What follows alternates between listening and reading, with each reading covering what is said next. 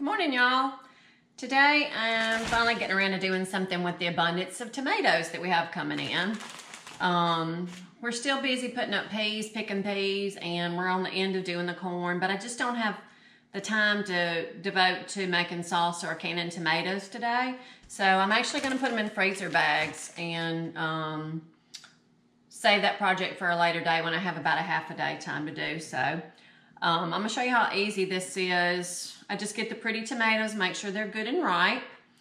I usually pick them when they're just starting to blush on the vine.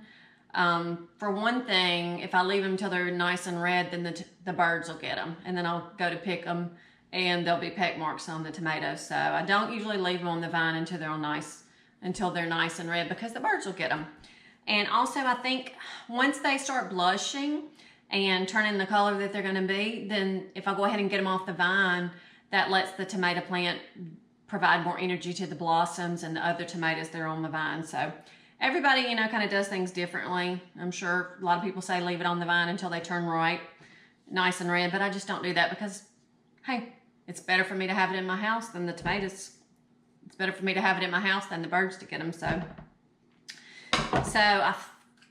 Sarah with Living Tradition Homestead is the bomb on recommending this year. So this is just a little strawberry core. So it works really well for the tomatoes. This is kind of a big core on the tomato. But you just stick the strawberry core in there and twist it and out pops your tomato core. So that is so awesome. You can kind of clean up around the edges if you need to, if it didn't get the entire core. Or you can wait and clean them up when you get them out of the freezer, when you're ready to do something with the tomatoes. I usually just cut the blossom end off. So, and then pop it in a freezer bag. And when I get those full, I'll go put them in the freezer and they'll be ready for me to do something with at a later date. So I cut the ugly parts off. There's no sense in throwing a tomato away just because it's got an ugly part. Just cut it off. Just cut that little ugly part off. I cut the top off then, and I'm just going to get a little bit of, I'm not going to stick it all the way down in there. I'm just going to stick it and get a little bit of that green core out. I love this thing. I don't know how I lived without a strawberry core doing tomatoes in the past. So when I was growing up, Mom and Daddy always, they made a day of it, half a day of canning tomatoes. There's nothing better than a can of homegrown tomatoes, in your spaghetti, in your soup. If you're just under the weather and you want a cup of tomato soup, it is wonderful. They would wash them and put them in a big bowl, and then they would pour boiling water over the tomatoes so the skins would fall off, which is fine. That works well. I just don't have the time to do that right now. I don't have the time to put the tomatoes up today. Plus, I think sometimes when the boiling water is sitting on the tomatoes and cracking the skin, you're losing some of those good tomato juices with the boiling water. So instead of using boiling water, I'm going to let the freezer peel my tomatoes for me.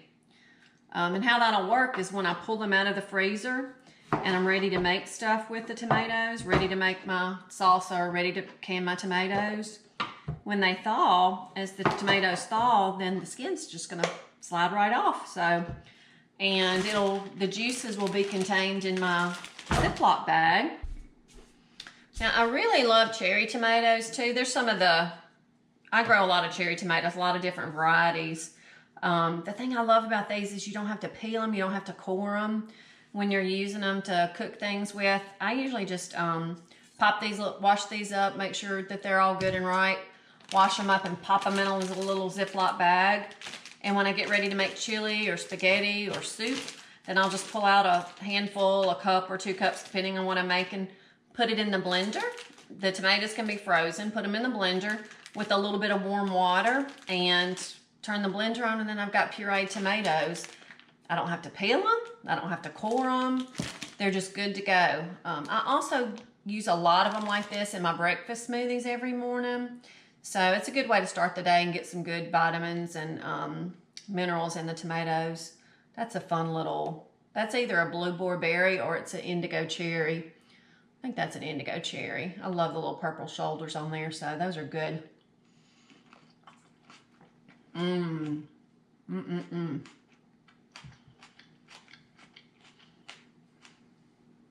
Another one of my favorite cherries is Rosella.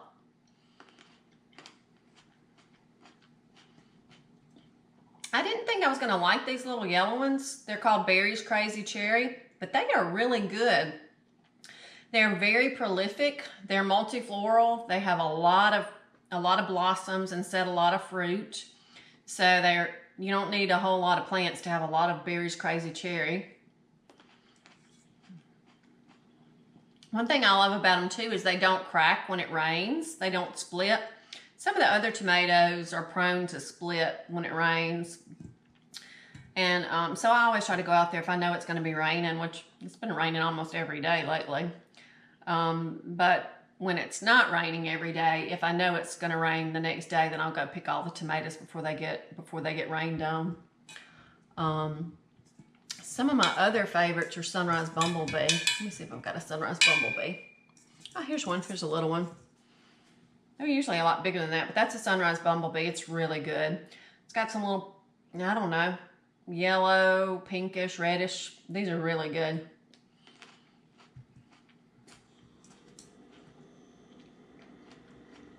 But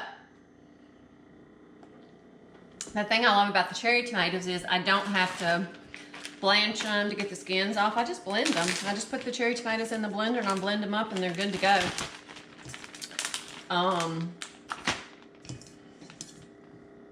It's about the easiest way to put up tomatoes is just throw them in a Ziploc bag, and then when I get ready to cook with them, put them in the blender with some warm water. And it adds that nice, fresh, homegrown tomato flavor to it. So many different uses for it too. So, I have had a little bit more trouble with my Sunrise Bumblebee tomatoes getting a blight this year. So I did have to pull up a few of those tomato plants. Most of the tomatoes I grow are heirloom, which I just got into that last year. But I can seed save for those, which is good because I don't have to buy any more seeds. I like being able to seed save and then share them with friends and family members. See, that one looks kind of yucky on the top, but there's still some good, useful tomato on the bottom. So I'm just gonna cut that yucky part off. If you've got chickens and stuff, feed them the yucky parts. They'll love them. I don't think I'm gonna put these things in my compost bin just in case the tomatoes already have a blight or a fungus. I'm not gonna add that to my compost bin. Pretty much all my other vegetables, byproducts, I do add to the compost bin, but I'm not going to do that with my tomatoes. I don't want to run the risk of introducing a blight or a fungus to my compost bin. So, I mean, there's just nothing to that. This is a fun tomato. It's a Thorborn Terracotta. It's got a yucky spot on it. They're really good. They're probably one of my favorite slicers. It's got a little different flavor. It doesn't turn red when it's ripe. It's orange when it's ripe. So, but like I said, when the garden slows down, when the cucumbers and squash and peas slow down, and I have a little extra time on my hands, I will pull these tomatoes out of the freezer, thaw them out, and the skins will fall off of the tomatoes, and then I can use them to make whatever recipe I'm going to make. I have made a good tomato jelly recipe with the cherry tomatoes. You don't even have to peel them. I've got a little handy dandy tool that kind of cuts them up into small pieces, and I've made some good, it's a spicy tomato jelly, but it's good. So, all right, so I'm gonna finish getting the rest of these done and put in the freezer, and then I gotta go pick some peas and put them up. Those aren't gonna wait. So later on, when I have time, I'll pull them out of the freezer and I'll make some sauce and I'll make some canned tomatoes. So, all right, gotta go pick the garden. Y'all have a good one. Go grow you something to eat. See ya.